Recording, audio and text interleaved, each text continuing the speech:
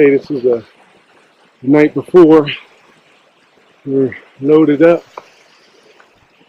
headed about, I don't know, long way, heavy. Try to get above the tree line as fast as possible. Should wake up tomorrow on top of the world, overlooking some big muleys.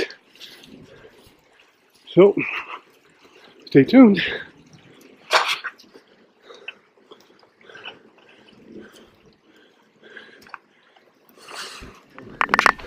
Halfway home, halfway up the hill. We're heading that way, and I don't know. We've got 890 feet elevation change so far. Just bumped 2 beautiful velvet moose, and this little clearing out here is just perfect. I gotta catch my breath. This guy don't. This elevation is killing this flatlander, so this is what you call earning it. So halfway down, halfway to go before the sunset. Stay tuned. Well, it's opening morning, Colorado archery deer season. We hiked back up to the top of this peak that we're sleeping under in the dark, and at first light we found the same deer that we found last night. They joined up with 2 more, so it was a total of 6, 2 really good shooters, probably pushing 180 to right at maybe the 200 mark. But the problem is there on the top of that peak, yes, the peak, on the very top of it, like a Christmas tree ornament. So I'm gonna watch them for a couple hours, see where they bed down, and make a game plan. Opening morning, have all day to make it happen.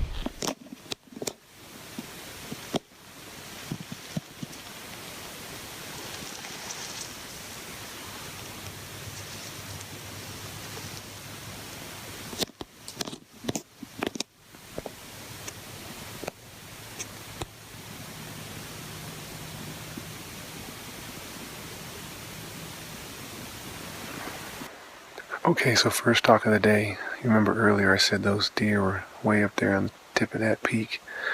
Well, they worked themselves all the way down till basically right there. They worked right there, had them at 150 yards. I just needed to close 40, 50 more, and it was game over.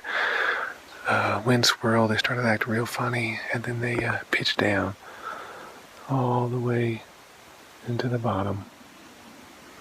So we're gonna watch them, see what happens, but check out the view for the morning.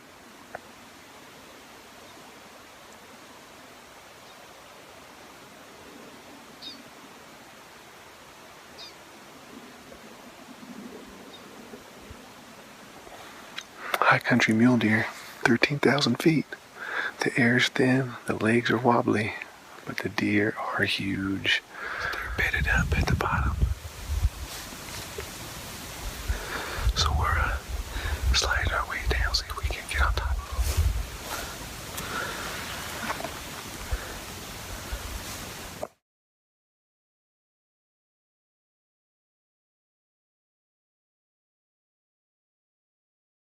Day 2, morning 2. So we're going to do the same pattern as I did yesterday.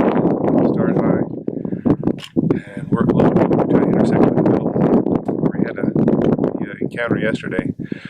So off we go. Moon's still up, which means we're up earlier. Don't sleep. You sleep when you're dead. Go time.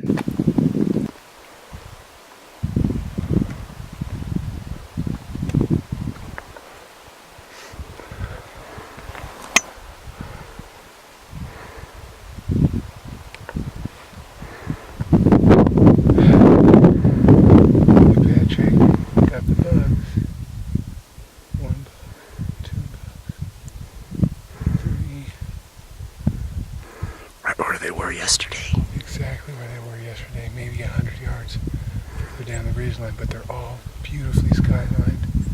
Got that big full moon just lighting up their last morning of light. Oh, it's gonna be epic. It's 6:05. We haven't been sat down for 5 minutes. Still sweating from the climb. We are already on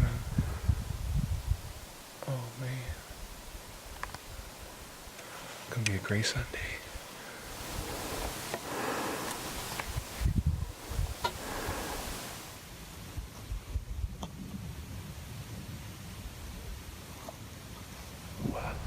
Doing the exact same pattern they did yesterday morning.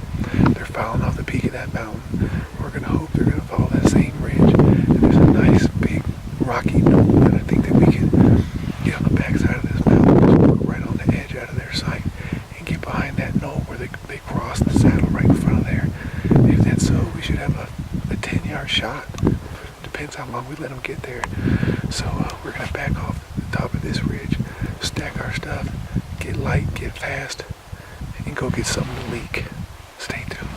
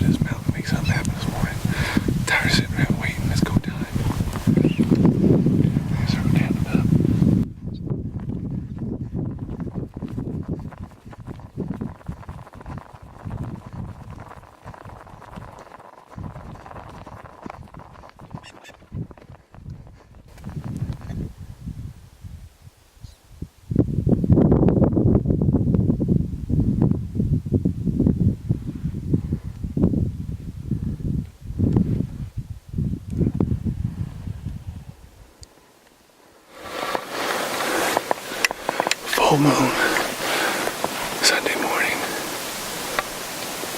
about a half mile to close. That's what you prepare for. We're ready. Tired of logging countless miles, looking at this beautiful country, but I want to hold something. I want to hold something brown and fuzzy.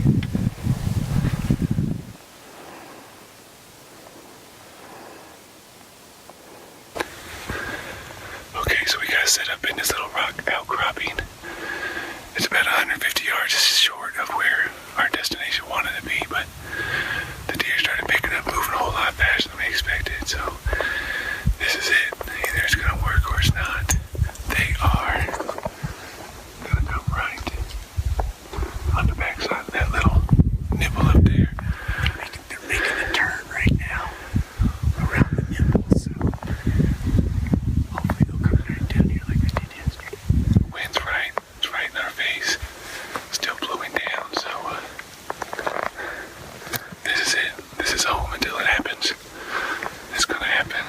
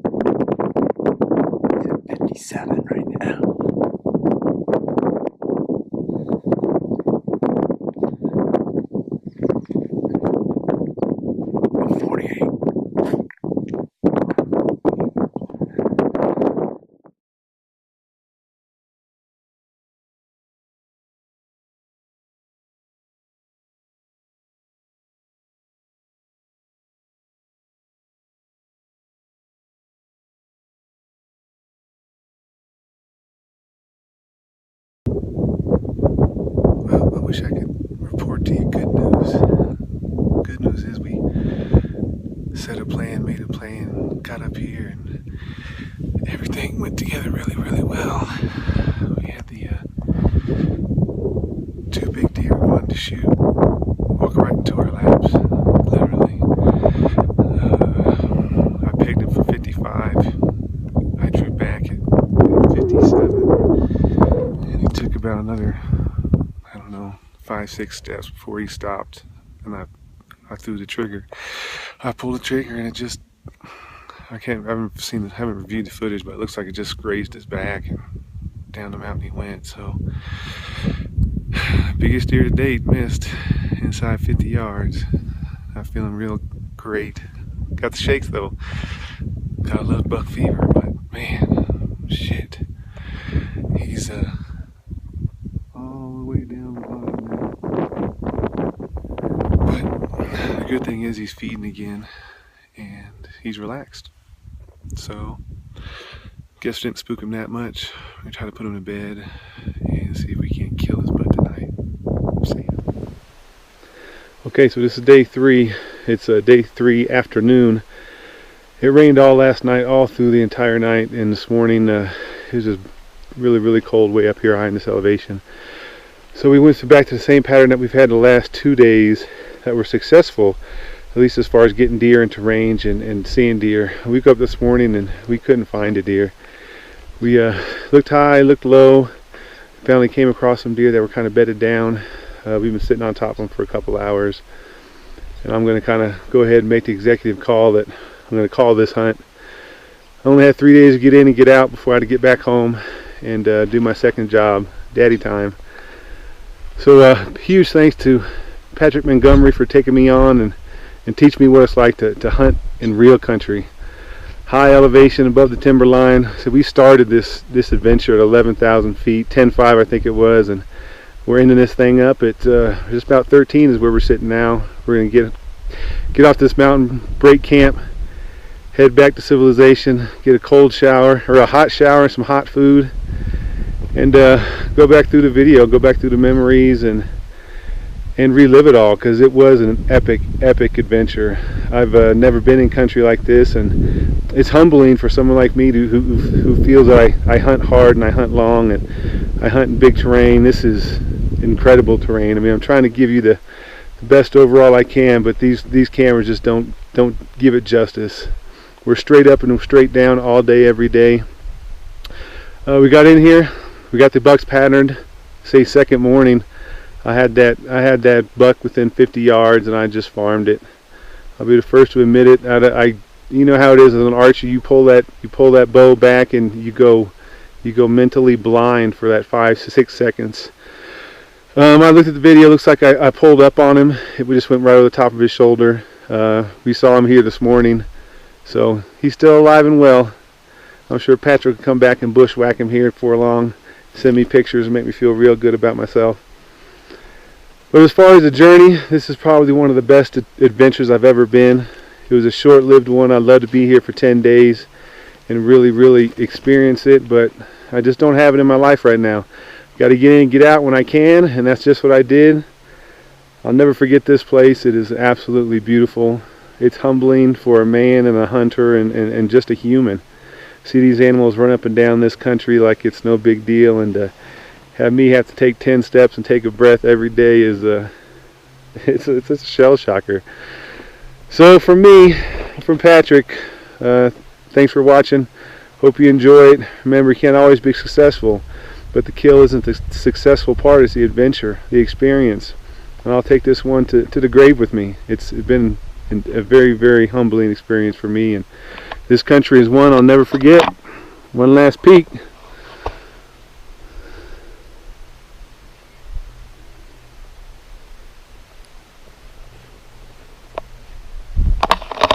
That's about it. I'm gonna get off this mountain, pack up, and head back to 120 degrees in Phoenix.